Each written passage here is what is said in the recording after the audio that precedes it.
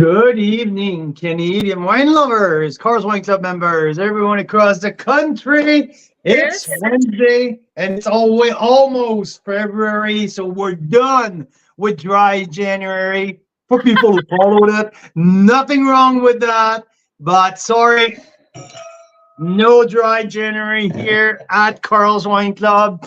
But yeah, a beautiful welcome. Mira, how's it going? Pretty good, Carl Boucher. How are you? I'm doing great. I know that you are perceiving echo on your side. Is this still Yeah, happening? that's why we're starting late. So yes, I have terrible sound on my phone. So let us know in the comments if you hear a big echo. Maybe it's just my computer. Yeah, because from my side, I don't hear any of your echo. So just saying, let us know if you guys can hear echoes. Pierre Nollet, bonsoir, mon cher ami. Un beau bonjour à tout le monde, à tout notre monde de la belle région de Québec, la région de Lévis, de partout dans la belle province, les gens de la côte, de l'Estrie, je veux dire, des cantons de l'Est. De partout des provinces francophones. Un beau mercredi. Ce soir, on va parler de notre dégustation spéciale qu'on a fait l'an passé, la dégustation pan-canadienne de 12 vins qu'on a fait à Niagara. Ce qui est décidé, on fait la version du BC le 15 de juin. On reçoit le Canada au complet dans le sud de la vallée d'Okanagan pour une dégustation légendaire, le Pan-Canadian Wine Masterclass 2.0, la deuxième édition. Donc, on va parler de ça ce soir. On va parler des vins de Clos du Soleil. On va aussi parler des vins de Vineland. On va parler de paquet d'affaires. Donc, on vous souhaite un beau bonjour à tout le monde. Puis à Pierre et à toute sa gang. Mira, that was my welcome in French. Here we go. So today, so we have so much happening right now, so much. So first and foremost, we have extended because the demand was there and people were asking for more. So we extended the Fair Rocks offer all week until Friday. So if you didn't get your wine of Fair Rocks and you were thinking about it, the offer, it's available until Friday. And guess what? We rarely offer discount. Not we, but we as us and the vineyard, the producers. Ferox wanted to make a big bang, wanted to make a big splash. So they offer almost 25% discount on the Discovery Pack this week, which include a non-vintage Chardonnay, a 2020 Merlot that I rated 95 points. Best Merlot I have in half a decade. And this Merlot is already checkbox top 10 wine of the year. That's a no-brainer. Incredible Merlot. 2020 Cap Franc, 2 Rieslings, 2022 Sweet and Dry.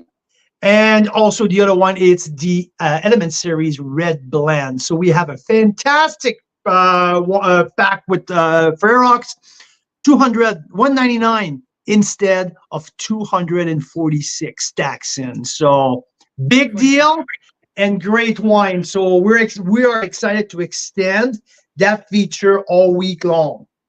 Now, that's for this week offer. It was last week. Check your email. We already sent a couple of emails about it, but it goes all week. Big week here.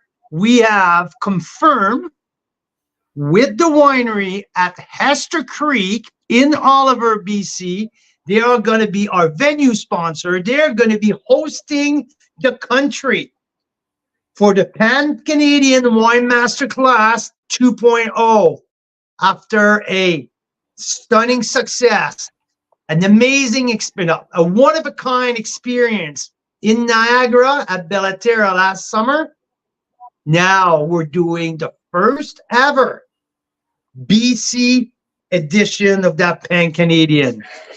There you go. There you go. So here we have, that's our first. This is, if you weren't with us in Niagara last summer, and maybe you should tell it, Carl, because my sound is Okay, I will. By the way, you don't sound bad on my side. But anyway, we selected 12 wines. Sorry, it ended up by being 14 wines, but the idea was to have 12 wines carefully selected to showcase the diversity of the Canadian terroir, the diversity and the potential of Canada's as a whole, as a wine country. Okay, so we had Tidal Bay Tidal Bay blend from Nova Scotia. We had Chardonnay from Prince Edward. Was it a Chardonnay? No, that was not. That was a Pinot Noir. No, a Chardonnay. Sorry, Chardonnay from Prince Edward County. Pinot Noir from the Lincoln Lakeshore appellation with come on, I am losing my mind here. With Leading Post, we had a Riesling from Vineland Estate. We had the Cap Franc from Bellaterra. Each wine was selected to showcase a specific grape varietals from a very specific area, matched with a specific story from the producers. So it was it was incredibly catered to bring what we offer as a diverse wine country to narrow down to a sub-appellation, to a varietal, and to a producer story. So we're going to host these people here in BC at Hester Creek.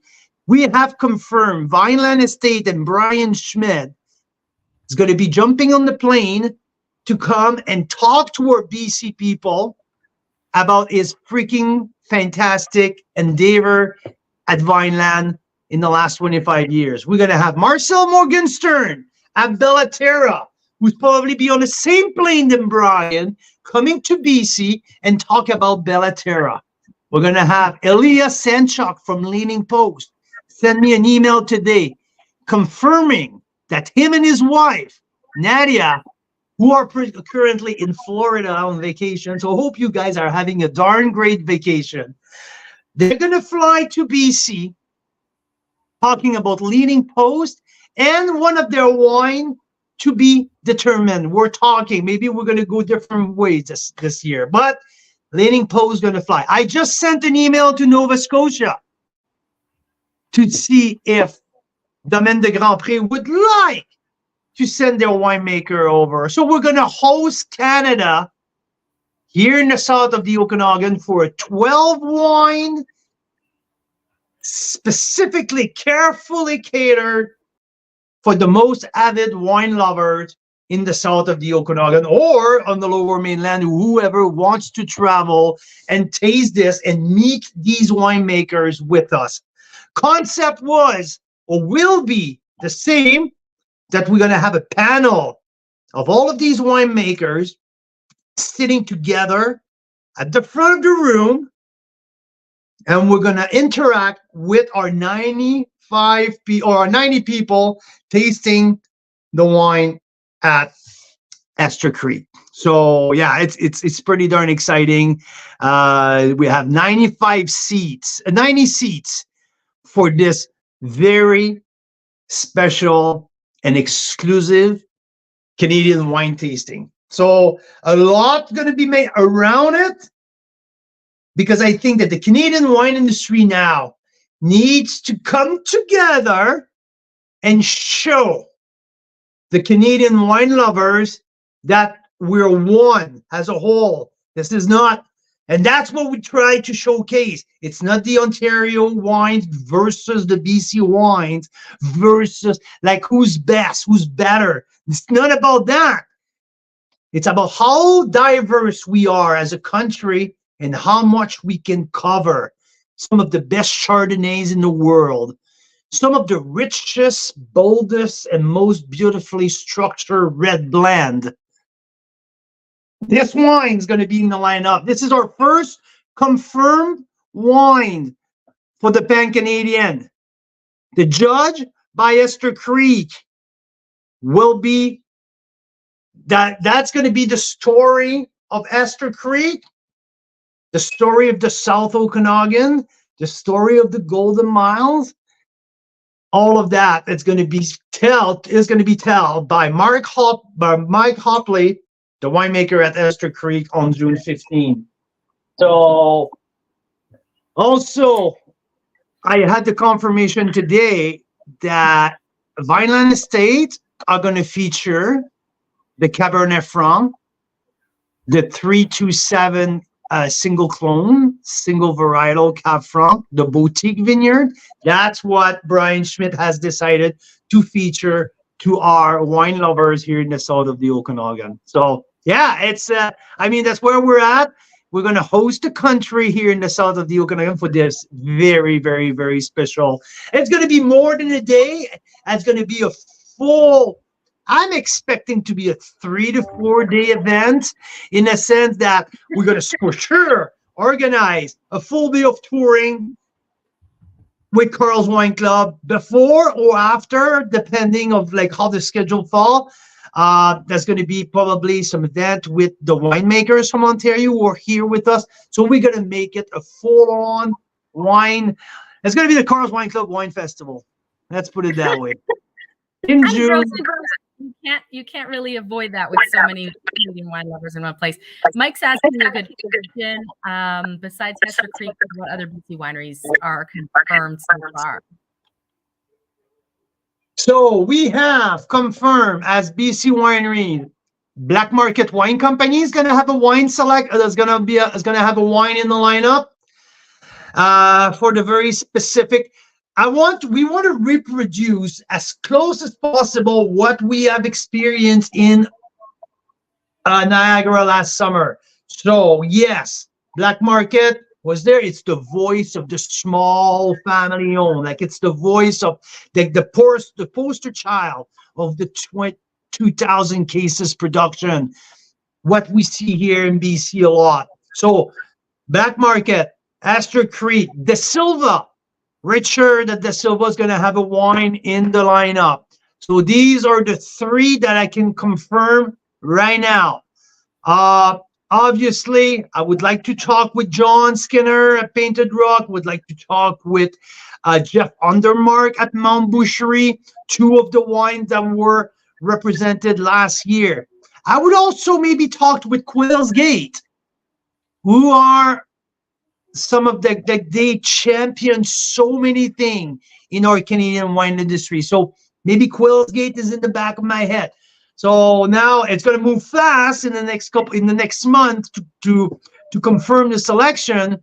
But there's already a few lines in the water right now to confirm stuff. Yeah. So the balancing act here is, how do we tell the story of that region? Who's the best voice and sort of the best wine to showcase what that region is about? And there's a lot of diversity in Canada in that respect. So it's quite an impressive selection to have access to, and quite a daunting task for you, Carl, to narrow it down. I mean, I'm thinking also, the Similkameen, right? Who do I bring from the Similkameen? Our friend Daniel Bonterin is right in the Similkameen, right? Are we going to feature? So there's a few things that I have to confirm, that I have to talk, that I have to finalize, but I can promise you one thing.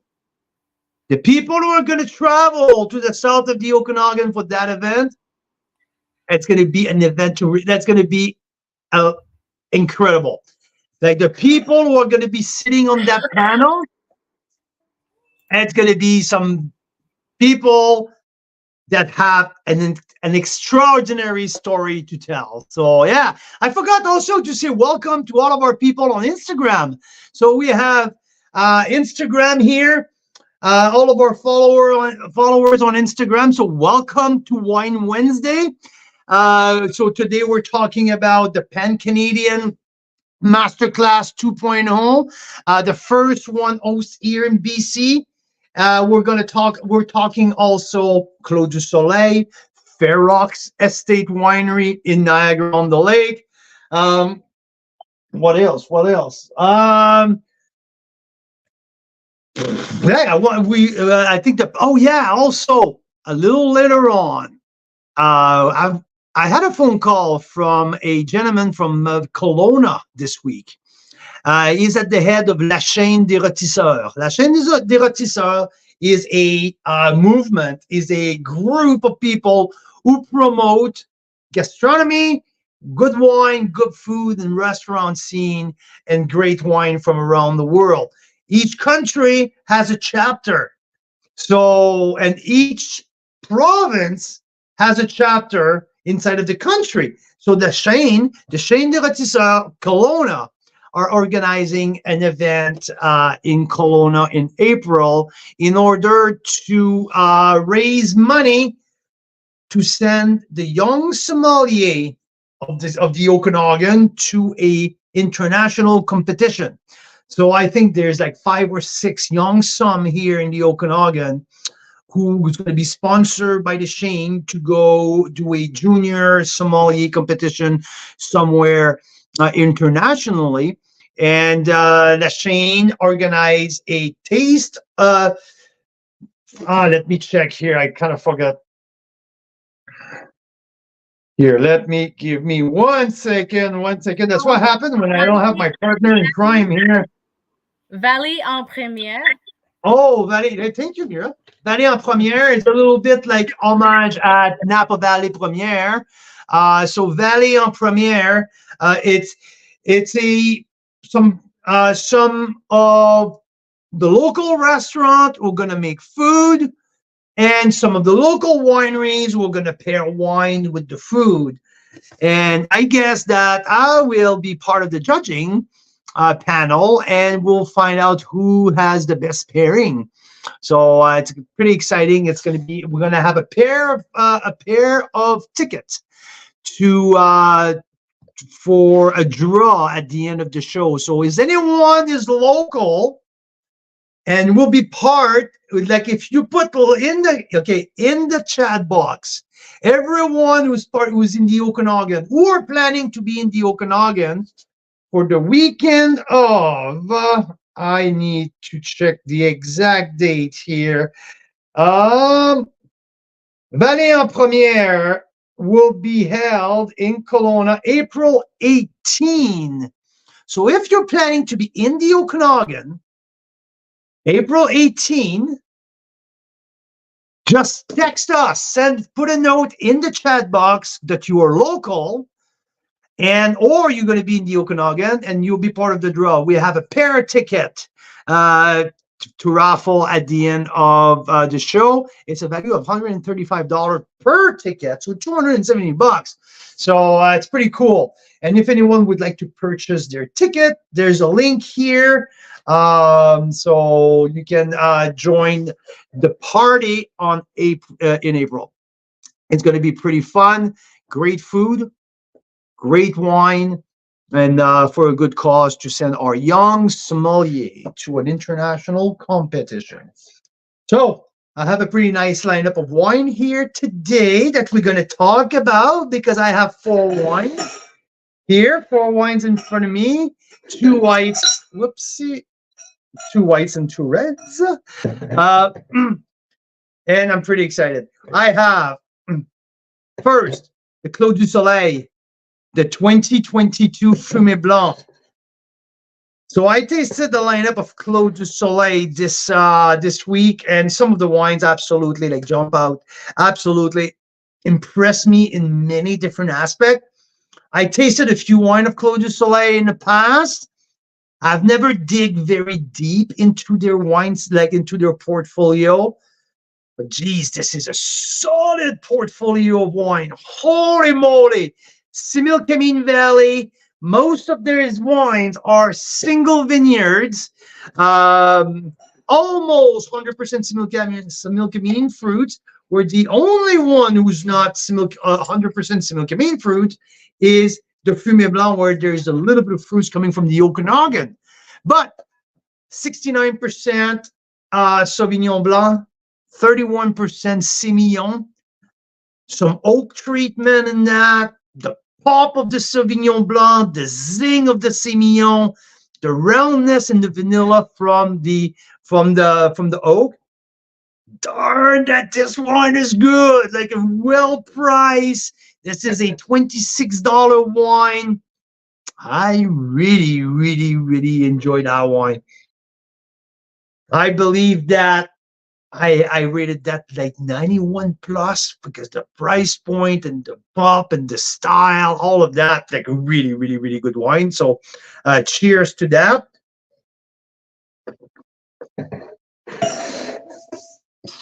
Hmm.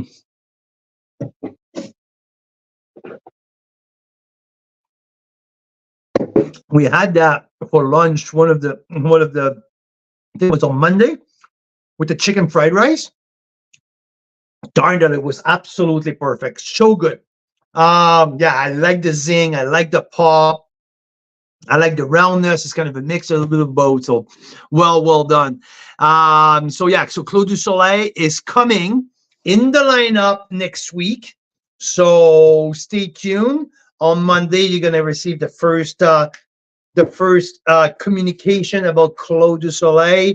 Next week, we're gonna have the winemaker here during Wine Wednesday, talking about their portfolio, talking about the Similkameen Valley, talking about the history of the vineyard. So Clos du Soleil coming up as our next winery feature after our extension of Ferox. I also have a Ferox wine in my glass here. It is the 2019 Cabernet Sauvignon that we made it our Enovino Wine of the Week this week. If you see our reel on social media, this is a beautiful, elegant Cab Sauv from Niagara on the Lake. 19 vintage, colder vintage, but the bright and elegant, filled with finesse and complexity. 91 point wine here with the Ferox. So yeah, I like that. So there's I want to talk about this wine because this I was so excited to open that Chardonnay. In a couple of weeks, we're going to feature Vineland Estates, and I just got a full box of Vineland wines. And I remember from the first feature with Vineland we did 2 years ago. First and foremost, Vineland Estate produced some outstanding value wines, outstanding. And one of the wine who really, really, really jumped out to me, like absolutely, like blew my socks off, was the Chardonnay, the boutique vineyard Chardonnay, single vineyard, single clone, all wild ferment on the 20-mile bench. For $30, that Chardonnay, I think it's less than that. That might be like 25. But now it's the new release of the new vintage. The last time I tasted boutique Chard was 2018 vintage. That's the last one I had. Now up to the 2021. I haven't tasted it yet. It's the first. I opened the bottle 5 minutes before the show. I had a couple sniff so far.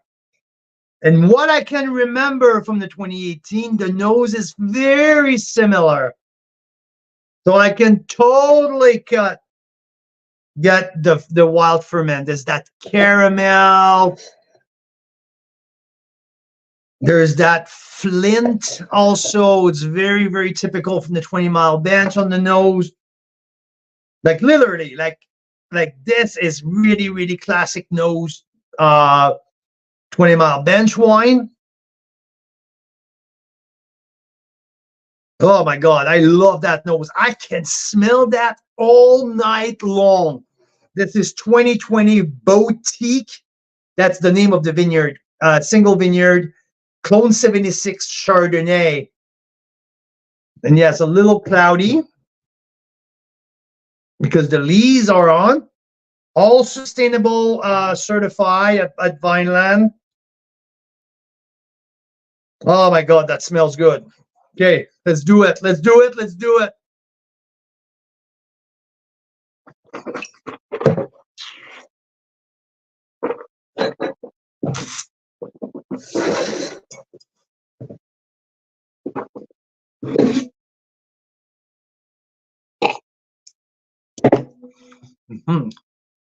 Very mineral, bright, a mix of lemon, little bit of orchard, maybe a little bit of apple compote, definitely some white flower, chamomile, a splash there. But there's that minerality and that zesty citrus peel at the end. And a little light spice, white pepper. So yeah, really classic. I'm gonna let that open up a little bit. Recent release, so I can't wait to see where we're gonna be tomorrow with that wine. I'm gonna close it up properly later, and I'm gonna revisit it tomorrow. But there's a very good potential, really exciting. I love the nose. I love the softness in the mouth. And I like also how like it's fairly directional. There's a nice zing to that. And I can definitely feel the neutral barrel. Because there's no, like, there's like when you know a little bit about the winemaking at Vineland, they use exclusively neutral barrel, I believe. So there's no like big spark of oak, but there's that might be like that roundness of the barrel as a vessel, fermenting vessel. So really like that. Stay tuned for a score. It should be coming soon, but nice boutique Chardonnay single vineyard. And also another wine that I have here, and I just opened it this afternoon. This is the flagship wine of Clos du Soleil, the gold medal signature 2020. I couldn't wait. I was really, really excited to see what we're gonna get from that signature wine, that flagship Bordeaux blend. A third of Merlot, a third of Cab Sauv, and the other third, it's a nice mix of Franc, Petit Verdot, and Malbec. 100% Similkameen Valley. There's that little like, okay, it's kind of juicy, but there's a little bit of rugged tannin in there, grainy tannin in the mid palate. The vanilla is right here in the middle. You can smell the wood, feel the wood, but it's kind of part of it. I like it. It's dark fruit. The length is really, really, really long. Lots of complexity from tobacco, cedar, pencil lead, all of that. So this is a classic rugged environment, Similkameen Bordeaux blend. Top-notch wine. Listen, gold medal at Wine Alliance this year. Sometimes you can I don't always agree with the Wine Alliance results, but it is what it is, right? And this one, I cannot agree more. I mean, this is a stunning wine. This wine goes for a 92 plus to a 93. I mean, this is rock star level. Dark fruit, but lots going on around there. I like that they're not shy on the wood. They're not shy with the oak, but it's purposefully built. So I really like that.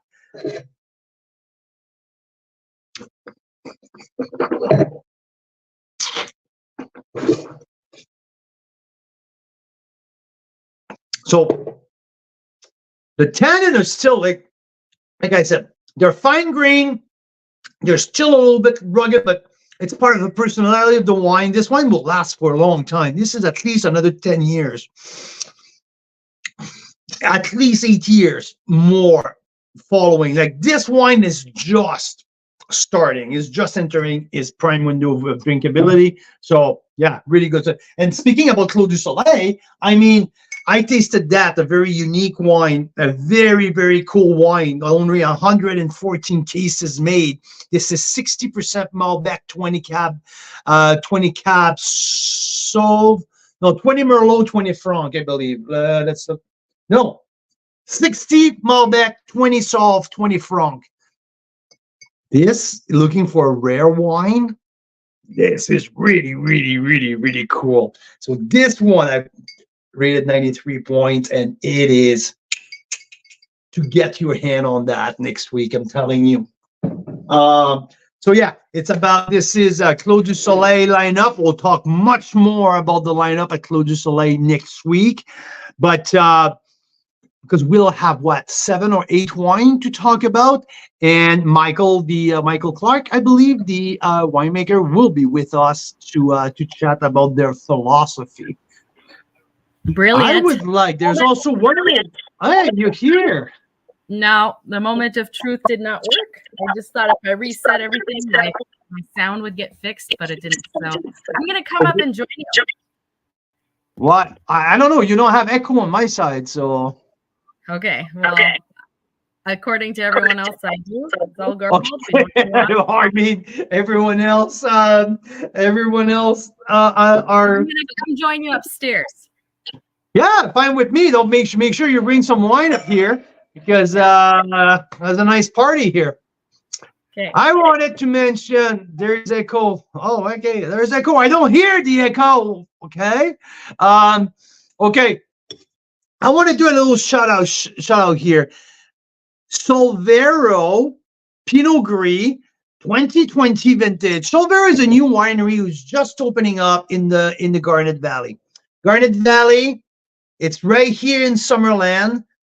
I would say like 5 minutes behind Highway 97. There's a little valley there, and very, very well suited for Pinot Noir, Chardonnay, grapes. There's also some Pinot Gris there.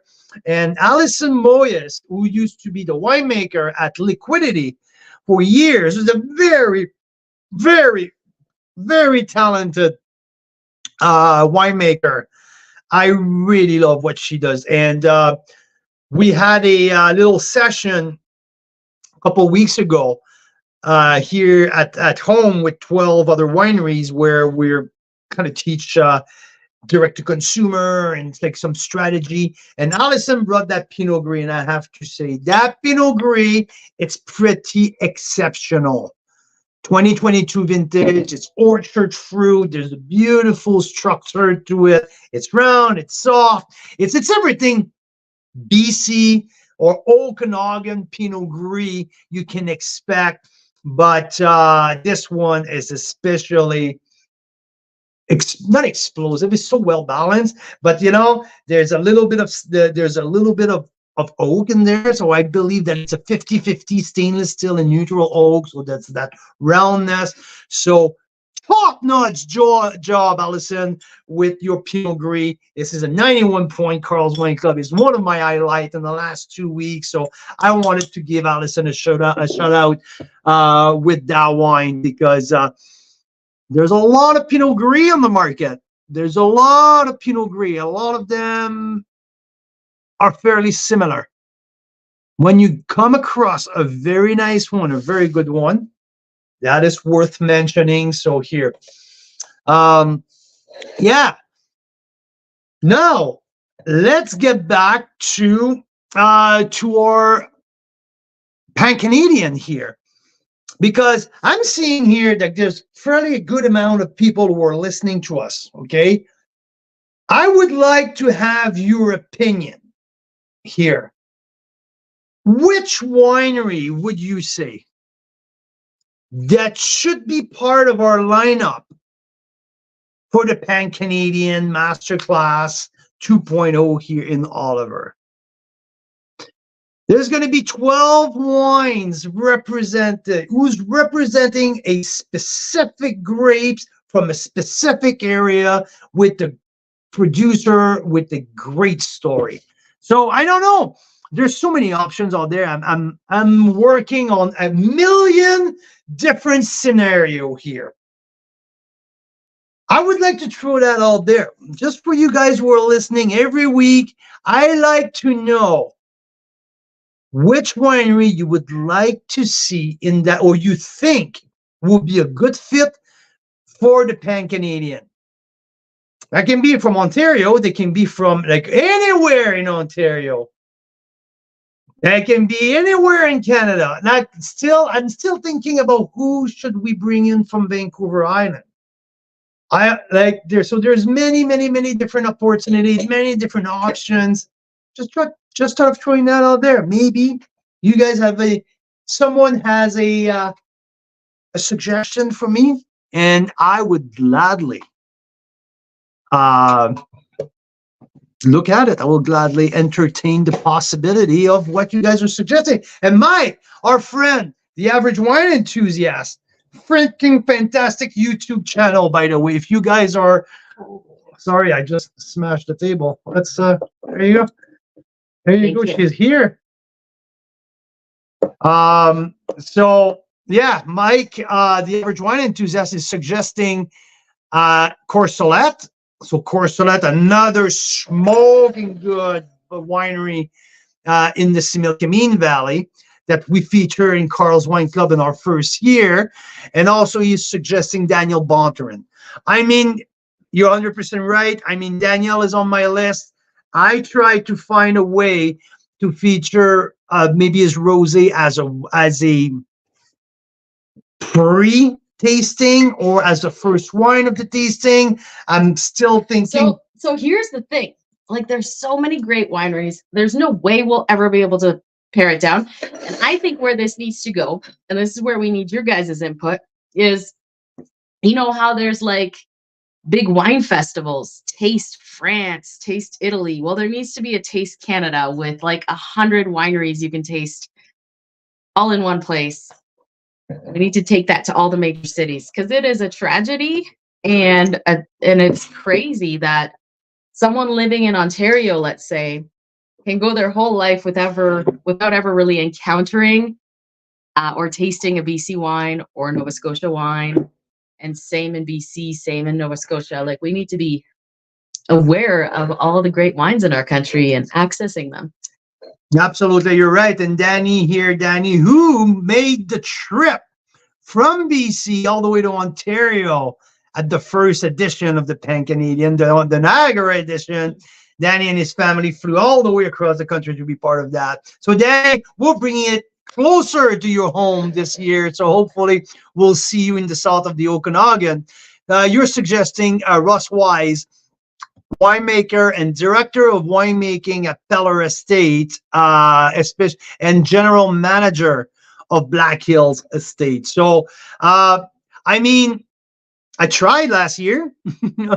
I approached. Did it work out last year with the timing? I approached the head office at Peller to have them, and I was hoping for their Syrah, and they denied the. It didn't work out that time, but the thing about it, I think, is they are also South Okanagan, right? Yep, absolutely. So that's the tricky thing with so many wine regions in Canada. We can't really have two from the same region. Exactly. So the key is really. Yeah. The key is to showcase as many sub-region as possible, right? So, like I mentioned, we already have the judge selected, but we'll see. And I agree, like Danny, Ross Wise is a master of wine, is a wealth of knowledge, he's an incredible speaker.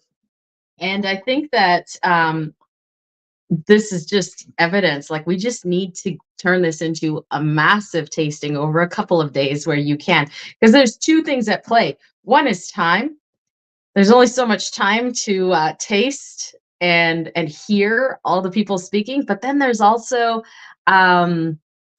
there's time, but there's also logistics a little bit too. So there's only so many wines you can taste side by side after your palate gets tired, number of glasses you need, all that kind of stuff. Well, and also timeline, right? How long can you keep 90 people sit down in a room before we set the place on fire, so right? I figured 12. It's probably the max. 12 wines plus. But this is precisely why it needs to be over multiple days. Exactly. Like, so many of these other festivals, where you do like one evening is just BC and another evening is just Ontario and some blind tastings and all kinds of things. There you go. So yeah, so we're so I was looking for a little bit of your suggestion here. So we had Black Hills and Ross Wise, we had Courcelette and Daniel Bonterin. So these are all great suggestion. The date is June 15 for the grand tasting for the master class. Again, hosted at Esther Creek in Oliver, the south of Yeah, so we're going to send a note most likely tomorrow about this with pre-sales. We're going to open this up to Carl's Wine Club members first for the next week or so. Hester Creek will open it up to their wine club members for another week or two, and then it'll become a publicly available ticket, but it will most likely sell out before then. Yeah, we don't, with the structure and the way that the huge popularity of the first one, I don't see these tickets to go public. I think it's going to be sold out before the end of the wine when Esther Creek present them to their wine club members. So it should be go out first. And very special. And after the tasting, so we're moving the tasting to a Saturday this time. We're starting at 2:30, so we'll be done by 6. 2:30 in the afternoon, 2:30 to 3 for a reception. Which means that we can go out for dinner after. And lo and behold, Hester Creek has capacity for about 40 people at their restaurant on site. I think a little bit more. They were mentioning maybe 50, maybe 45. Yeah, 45, 50 people. Yeah.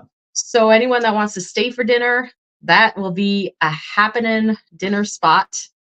And so we will send out a reservation link for any groups that want to stay with us for dinner. That's where we'll stay probably, Carl, with the winemakers. Exactly. We're going to stay there. So people who wants to mingle with the winemakers after the tasting, probably the Terrafina will be the hot spot for after. And we purposely didn't want to include this as a wine and food pairing type of thing because it becomes a whole nother beast. And this is really just about the wines and getting to know the wines and the winemakers and the terroir. There will be food, of course, because we don't want anyone to fall flat on their face. So there'll be food before, in the middle, a little bit after, and then it'll be dinner time. So yeah. And after that, everyone can go have dinner. So, and you know what? It's June 15th, so we're not full in season. So it's shoulder season. It's just before the kickoff of the 2024 tourism season. So there's accommodation available right now. The price point of the accommodations are not as crazy as August in July. So it's a little bit easier for people to come down and celebrate with us for the weekend. And there was going to be some pretty cool touring available as well. So yes. Yeah. So I want to mention we've got more and more people joining us. This is awesome. We are giving away at the end of this live in about 10 minutes. We are giving away 2 tickets to the it's called Valley en Première. Valley en Première. Yep. It's a new event by the Chaîne de Rôtisseurs, which is what? The oldest like foodie group in the world. Yep. They've been around for like 800 years. Yeah. This is Carl's old Shane. What do you call this, Carl? But it's my Shane. Your Shane? My Shane? Shane lanyard? Yeah. Our kids have been playing with this for years. Yeah. So in my previous life, I was inducted to the Shane in the Calgary chapter. And I mean, it was a proud, one of the youngest sommelier inducted in the Western Canada chapter back in, I can't even remember when it was, but I remember that the induction ceremony was at the Palliser Hotel in Calgary. We hosted a full Shane dinner at the restaurant that I used to be, so we had to train the staff for months for military service and the whole for that one dinner. For that one dinner, it was a 8-course dinner. Paired with wine that myself and the chef designed together, and we hosted the Shane there. It's one kind of an experience when you work in that field. It's kind of like playing for the Stanley Cup, right? Yeah. It's every detail matter and everything is so really synchronized. So yeah. And I was inducted, and this was my Shane. You did a good job. I guess they like what I've done. And so they have a chapter now in the Okanagan. It's fairly new. I think it's just like started 2 years ago, I believe. And they started an event that's going to be, the first one's going to be April 18th. Carl will be a judge in the event, and it's called Valley en Première. So a little bit of a take on the Napa Valley Première. Where some of the top wineries make their single barrel or like share wines to make a barrel of a very specific wine, and they put everything at auction. So Napa Valley Première, they raise millions of dollars every year for that.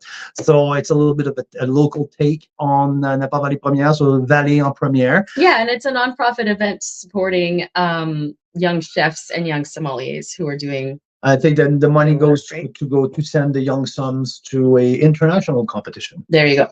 Super cool. So the tickets are worth about $130 plus tax, I believe. So that's like, what is that? Almost $300 worth of ticket for two people. So if you are around in the Okanagan on April 18th, or you want to come down for this event, leave a note in the comments right now for entering into the draw. You can put Okanagan in the comments and I'll know to enter you right now. The odds are very good. We have Lorna entered and Daryl entered. I'm pretty sure that's all who said they're around on April 18th, right? There you go. If you have relatives around that you might want to give the tickets to, you can also enter, and we'll do the draw to the lucky recipients. It's pretty cool. So it'll be fun to hang out with you because we're going to be there. Yeah. And I can't wait. I mean, like, what do you want more? I mean, Okanagan wines, Okanagan food for a good cause. I mean, pretty awesome. Pretty awesome, right? What I want more is like 12 Canadian wines from coast to coast. Called the Pan-Canadian Masterclass. There's also that, right? That's gonna be fun. That's a go. So I mean, like, now we stay tuned on social media because we're going to release every time we have a wine confirm from a winery confirm. We're going to do some social media posts with the team at Astor Creek. But yeah, if you're thinking of, like, check your inbox because, like Mira said, probably tomorrow the tickets going in on sales exclusively for Cars Wine Club members, VIP members. For the first week or so. For the first week or so. And so we did say one more thing. We said we were going to talk about what you guys might have heard about in the news, which were a couple challenging circumstances right now in BC for winemakers and wineries. And one was that a couple weeks ago, when we had that massive cold snap pretty much across the country, the Okanagan plunged into a 56-hour cold snap that was below -18. So for 56 hours straight, vineyards all over the Okanagan and Similkameen were at -18 or below. And what's special about -18 is that's the threshold where vines start to be in danger. And then -22, 23, that's when vines can die. Yeah. And we have -26, -27, in some pocket -28. And prolonged periods, 56 hours at those temperatures. This is the longest cold snap they've had in the Okanagan since about 1990. Which means that the Canadian wine industry as we know it, most of it developed after 1990. Most of the vines were planted after 1990. Well, especially the vinifera. Like, because prior to 1990, like, though that's mean 88, 87, like, there was a lot of hybrids who are much more hardy. Cold hardy, yeah. Cold hardy. And so the challenge is that almost every single winery that we've spoken to, and we've spoken to dozens of them over the last couple of weeks, are saying, we think we will have no grapes this year, like zero. So that's the sort of scary thing that a lot of wineries are dealing with. And wineries like Clos du Soleil, okay, they didn't have any grape last year, the 2023 season. That's the thing. Last year, many wineries were affected too by the early cold snap that happened in 2023. So it's 2 years in a row. So for Clos du Soleil, we're talking about 2 years without grapes. 2. So this is catastrophic. Anyway, so we're going. So next week, when we're gonna feature Clos du Soleil, this might be the last chance you have to see wines available for Clos du Soleil for maybe sometimes. So that's where we're going. Gap there in the vintages. Yeah. And our hope and what we want to see what we can do to help is that there are wineries who were already in a very bad position because COVID happened. They lost a lot of money. They didn't have their tasting rooms open. They then had Some of them had smoke damage, if you remember, in 2021, and they couldn't produce wines as much or at all that year. There were closures around here due to various types of emergencies and like a rock slide that happened. 2023. Yeah. So Okanagan wineries have had a really rough go for the last 4 years. And, you know, most businesses, most wineries can sustain like 1 or 2 events like that. But now it's something like 6 sort of catastrophic, once in a lifetime kind of emergencies that are happening to these wineries. So many of them are in very perilous kind of situation. If you look up in the news, Okanagan wineries, you'll see that something like half of them are for sale. So that's very scary for a lot of wineries, I can see. And they're in a predicament. So what can we do as consumers? Because obviously we love our BC wines, and we want to see as many wineries as possible doing what they're so passionate about so we can enjoy it, right? Yeah. So I think like for buy Canadian wines, I mean, let's buy BC wines, that buy Canadian wines, that show support to our Canadian product. It's still, our Canadian wines are in minority on the shelf across the country. Like there's much more international selections, but the thing that we have, it's an incredible quality of wine. And sometimes some people have perception that our wines are overpriced. That this is absolutely there's so much. And there's also perceptions, oh, the quality's not the same or whatever. It's like that with every wine region. You just need to know where to look. You can find terrible wine from France. You can find you say extremely overpriced wine from France, and it's the same with any other wine region. You ever tried table wines from Italy? That is absolutely horse shit. I mean, it might only be €3 a liter, but no, we make world-class wines, and now more than ever, especially our BC farmers or BC producers need help and need support.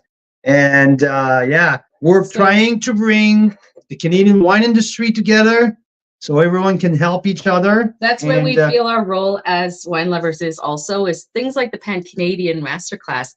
You guys might not see some of the... I have an idea, Mira. I have an idea. What? How about for the Pan-Canadian, we make a wine with some juice from Nova Scotia, and Vancouver Island, Ontario, and BC, all blended together. Small steps, because 2 years ago, we hatched that idea at the first cross-country event we did. The winemakers all met, and they're like, let's make a BC, Ontario, Pan-Canadian blend. And it hasn't happened yet, has it? I know. So, but you know what? And the explanation of why it hasn't happened was because we had that big cold snap last year, and everyone was like, "Oh, BC grapes in short supply." Well, now it's in really short supply, so we're gonna probably have to rely on right now. I think it's our cross-provincial borders to all of the complex wall and all of the stupid cross-provincial. Yeah, so Lorna said bullshit was happening right now. We're the only country in the world where it's so difficult to move wine across provincial barriers. Most countries, if you're in the same country, you can transport wine, you can sell wine across barriers like that. So I would... Joan, we're just getting started on the Alberta and BC issues.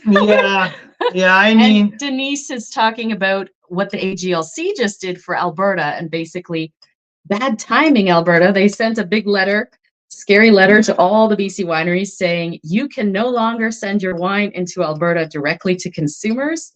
Well, basically what Alberta did, they just sent a notice to all BC wineries, say, hey, pick and choose.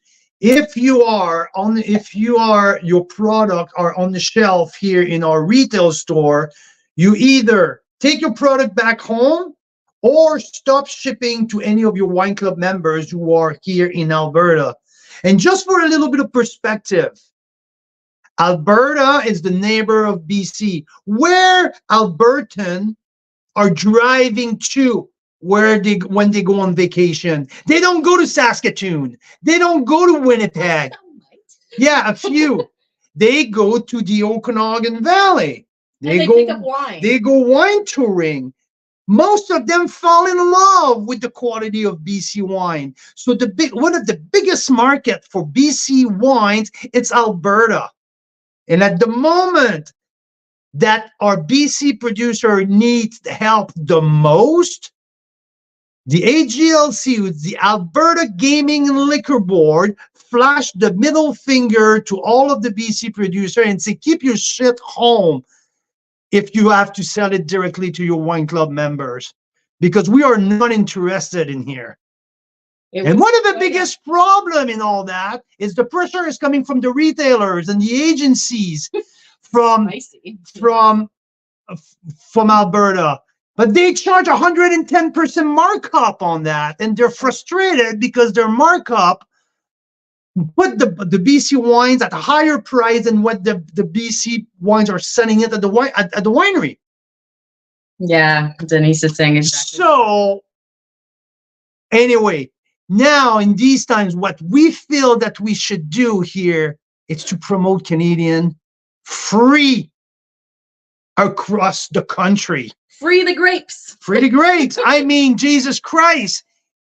Our producer needs a place for their product. And if every provincial government put a freaking barrier, where do we go from there? So anyway, yeah, I would like to showcase the world. We would like to showcase Canadian, that we can ship wine across the country, and we can ship juice across the country. So that's the next step. If BC is so low on grapes, most people's reaction is, why don't they go to Ontario? Because Ontario has a huge surplus right now of grapes and juice. And so that's a whole nother discussion. There's also a big surplus of grapes and juice in Washington State, just south of us here. And it's a good 4 or 5 hour drive across, right? So that's kind of one of the issues that we're following right now too, because if 90% of the wineries don't have any juice this year, they're going to have to make some changes in terms of where they're sourcing their wine. Most wineries can't sustain a year or two without any. So what would you prefer juice. as a consumer? Would you like for a couple of years to have your BC wine blended with Washington grapes? So now we're becoming an arm of the US, an arm of Washington State, Oregon, and California. Or should we keep that in-house? Should we keep that in Canada and having 100% Canadian grapes? Is it something that it's much more appealing for Canadian wine lovers than having a bunch of Washington State grapes blended in our wine here? Yeah. Anyway, I don't know. There's the one side of me that says, it's so close. It's a stone's throw away. So if you're kind of geeky and you're into terroir, it's kind of interesting to see what, the same varietal might be 4 hours south. But at the same time, at what point in history did France have like a problem with their, low crop yield or something? And they buy some grapes from Italy. Don't worry, we'll proudly say that we're buying our grapes from Italy right now, right? I mean, does it make a lot of sense? Now, on the down low, I'm from Romania, and our family had vineyards for hundreds of years, and we actually sold most of the grapes and juice to France, and they were packaged and sold as French wine, even though the grapes and juice came from Romania. So that happens too. So I think the real key but Mira, let me tell you one thing. For all of the effort that everyone have put into it to promote Canadian wines, and all of the improvement that our Canadian wine producer and grower have made, all of the steps that we've taken to become a world-class wine producing country, we're going to start using grapes from the other side? It doesn't sit right with me either, but they're going to have to do something. And my take on it is that we've got to find a way to be transparent to wine lovers about what's in their bottle, right? And we've also, I think, got to find a way to make it easier and more streamlined like encourage wineries to use Ontario grapes first before going down south. Let's keep it 100% Canadian. Anyway, darn. It's 6:10. I have a kid to go to pick up at school. So I've got Lorna, I've got Daryl in for the draw for the tickets to the April 18th event in Kelowna. This is almost a $300 value with the Chaîne des Rôtisseurs. It's called Valley en Première. And so I have Rone Norlin. I got you. We'll add you to the draw. So between the three of you, if anybody else wants to enter the draw, leave a comment, say Okanagan in the comments, and I will add you to the draw. And your odds are very good right now, 1 in 3. So there you go. We love that you guys were able to stop by and hang out with us, and we love that we can have this little giveaway to spice things up a little bit. I'm gonna go get it all set up. Perfect. Awesome. So that was my rant for today. That was my little explosion of my little emotional instability. There's a lot of shit going on around here, so hopefully we can make the right decision as a common group and do the right move, what's best for the Canadian wine lovers. So looking forward to more great conversation like that next week. Well, for this week, this is Ferox Extension Week, because we had a lot of success and we want that amazing Niagara-on-the-Lake producer, who, by the way, offers $46 discount, $46 off on the $200 package, but $250. So for $199, amazing deal on world-class premium Niagara wine. So it's available until Friday. Next week, we're gearing up to showcase Clos du Soleil, award-winning winery from the Similkameen Valley. So yeah, here we are at Carl's Wine Club, and check your inbox tomorrow for the start of the sale for the Pan-Canadian Masterclass 2.0 BC edition in June. So we're going to start selling the ticket. It's going to go up fast. So if you're planning to be in BC the weekend of June 15, get to it. Accommodation, or if you're a local, we'll be more than happy to entertain you for a weekend. And we're going to have some great people visiting from different provinces as winemakers. So it's going to be an absolutely memorable weekend. And yeah, so Mira's here chatting with someone on the chat here. Well, Ken just asked about the updates. I just sent a little. There you go. Update. Karen, I'm adding you. Do you want to be added to the draw, Karen? I know you're in the Okanagan. Okay, so I'm sharing the screen. This is for the draw. Well, Ken, just to respond to your, that's not what I'm saying at all. I am saying that I'm sure there's other options than bringing U.S. grape into our beautiful VQA wines. At the end of the day, the consumer is going to make the decision if it's something an appealing solution for the end consumer. At the end of the day, the farmers and the winemakers are going to make the proper decision on what's viable for them. I just think it's a hard sell after promoting Canadian product for so long. Well, here's the thing. A lot of wineries already use Washington grapes because depending on their license. Not a lot. Some. Not a lot. They don't necessarily, so VQA means that it's 100% BC, right? We don't have VQA like, I think in Ontario, VQA can mean 75% Ontario and 25% elsewhere, right? I don't have these numbers. I don't have the details, but no, BC, VQA it's 100. No, for Ontario it's 100%. If you enter VQA, there's no blending with international. Oh, okay, it's just maybe something else with licensing. Yeah. Anyway, the point is, I think the wineries should do what they need to do to stay afloat. And personally, I would probably support both as long as the juice is great and it kind of supports their philosophy and what they stand for and stuff. But what we want to encourage and make easier is this facilitation from Ontario to the Okanagan, and maybe even like Vancouver Island to the Okanagan. We'd love to see producers connecting within our own borders and maybe pull down some of these archaic rules about transporting wine, what we think need to come down anyway. Yeah, and I mean, this is a viable option for multiple wineries, and that's at the moment that's what multiple wineries are looking at. And if it's the future of the industry, I mean, that's where it is.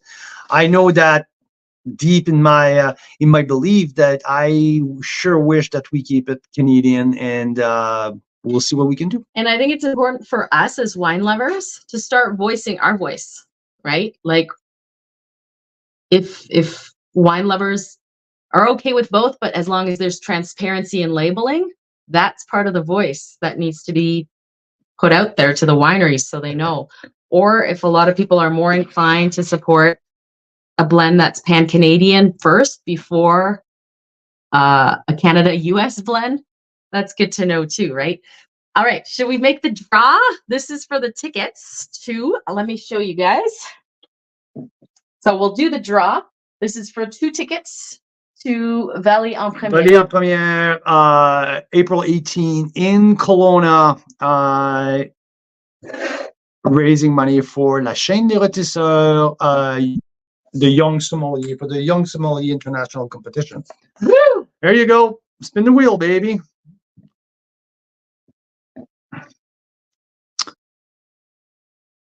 There you go, Karen Chapman. You got 2 tickets for the event of Valley en Première in Kelowna. So lucky girl, Karen. We are going to contact you to get you more the info. And yeah, on that note, if Mira would like to put the link of Ferox back in the chat box, that would be great. Bay is also still open, so if anyone really love their Burnship Bay wine, Marcel, we have some people at the winery say that we can still run the promotion. So $199 for these 12 amazing value wines, especially the 2020 Reserve Red at $19.99, which is an incredible wine for $20. So yeah, Burnship Bay is also available if you guys want to restock this amazing value proposition. If you look for more premium, Ferox is running until Friday, and next week we'll have Clos du Soleil running for you. So, Canadian wine lovers, Carl's Wine Club members, Mira Boucher, would you like to say a little last word before we go? Yeah, Mira's gonna come and say a little. Oh. It doesn't like the Ferox link. We can't share the Ferox link. Yeah. I'm going to put Fabian Rice. It just really doesn't like that link. Yeah. It's been very hard to share it. Anyway, everyone who tuned in tonight, Instagram, you guys are freaking fantastic. We see a spike on the Instagram. People are listening to our show.